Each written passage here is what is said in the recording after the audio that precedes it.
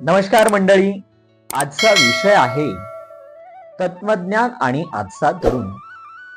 आजचा तरुण मोबाईल मध्ये आहे, इंटरनेट मध्ये सुद्धा आहे, AI मध्ये सुद्धा आहे, पण स्वतःच्या मनामध्ये अजिबात नाही. ज्ञान प्रचंड वाढले, पण शहाणपण मात्र हरवलंय.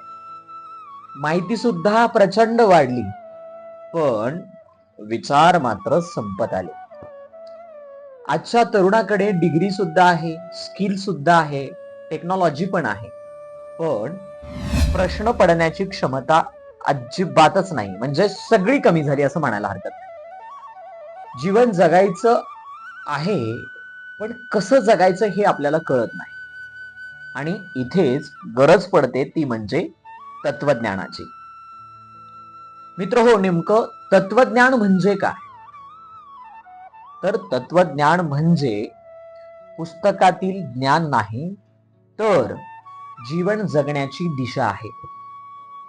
अर्थातच मी कोण, माझं ध्येय काय, सुख म्हणजे नेमकं काय, यश म्हणजे नेमकं काय, या प्रश्नाची उत्तरं शोधणं म्हणजे तत्वज्ञान.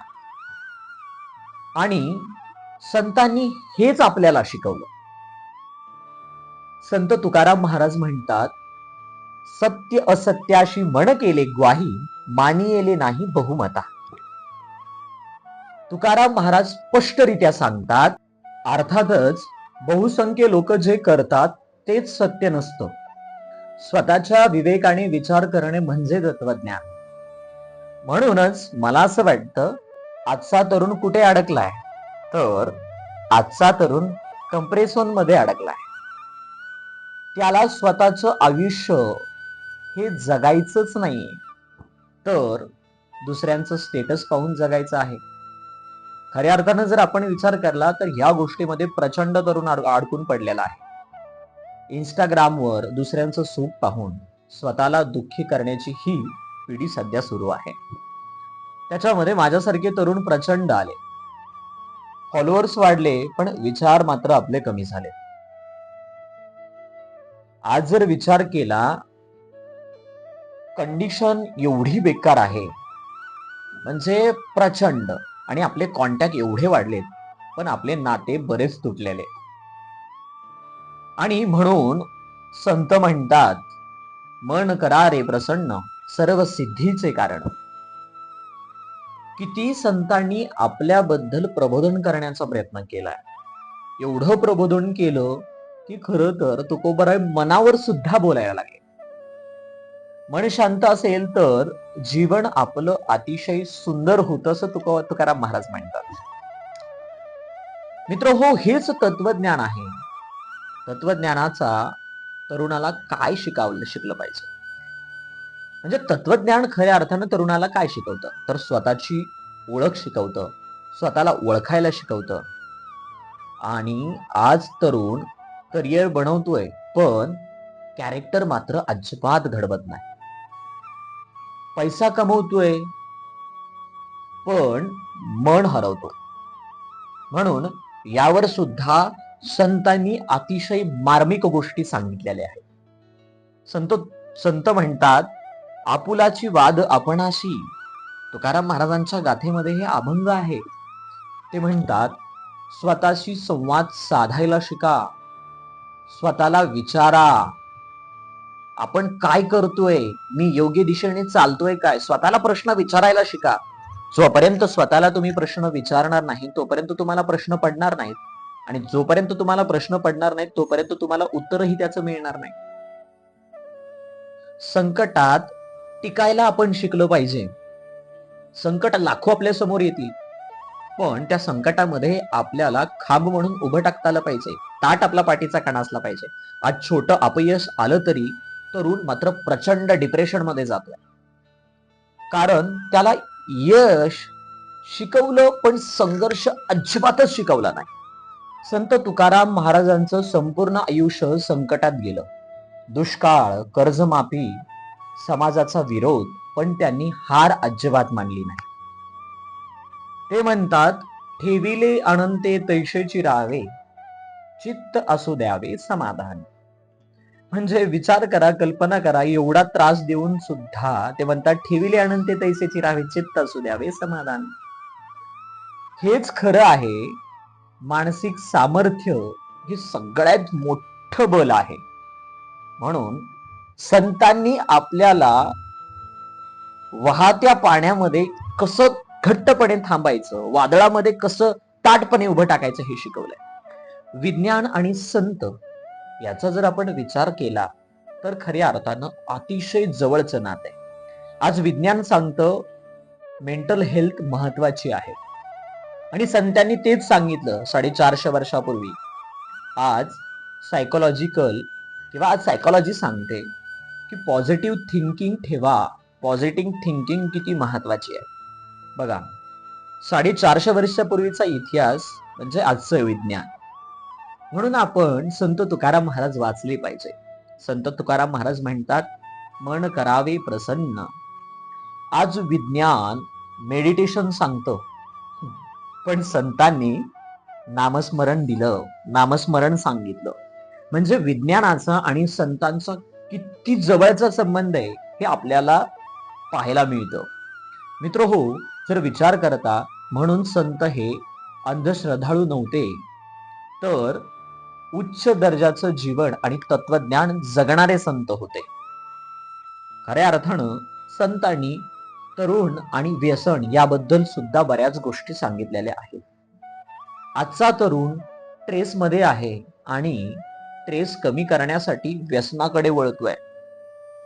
उदाहरणार्थ अर्थात दारू, मोबाईल, अश्लीलता, गेमिंग यासारखे अनेक गोष्टीमध्ये तरुण स्वतःला गमून बसतो आहे.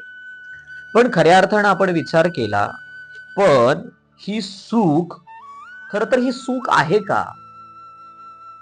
याने सगळं सुख मिळतं का? पण ही सुख नाही, ही मनाची गुलामी आहे.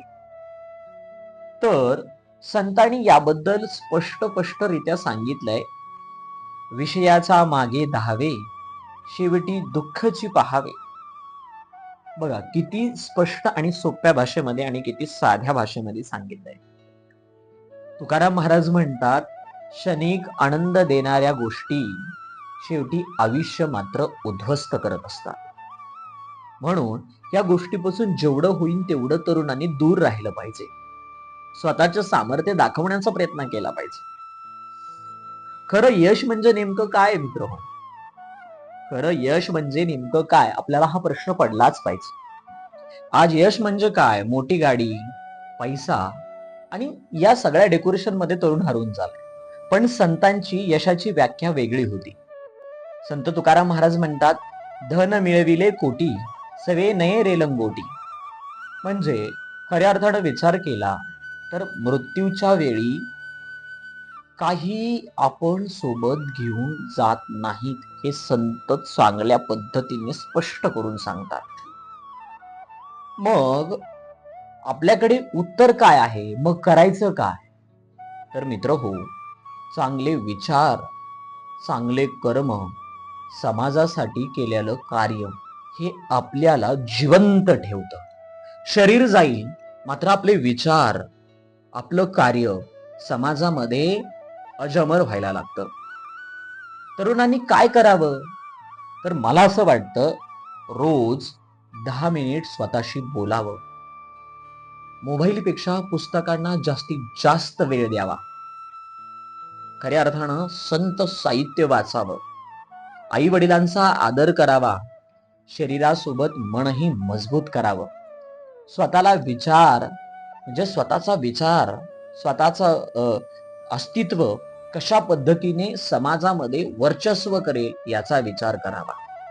कारण संत तुकाराम महाराज म्हणले, वृक्षवल्ली आम्हा स्वैरे वनचरे, पक्षीही सुस्वरे आळविता. संत तुकाराम महाराजांनी निसर्गाचं महत्व सांगितलं, समाजाचं महत्व सांगितलं, माणुसकी या सगळ्या गोष्टींना जोडून ठेवते हे तुकोबारायांनी सांगितलं. मग मला असं वाटतं की आजपासून तरी आपल्या तरुणांनी बदललं पाहिजे. आज जगाला हुशार तरुण नको आहे, तर आज जगाला विचारवंत तरुण हवे आहेत. डिग्री असलेले लाखो लोक आहेत, पण विवेक असलेली लोक फार कमी आहेत.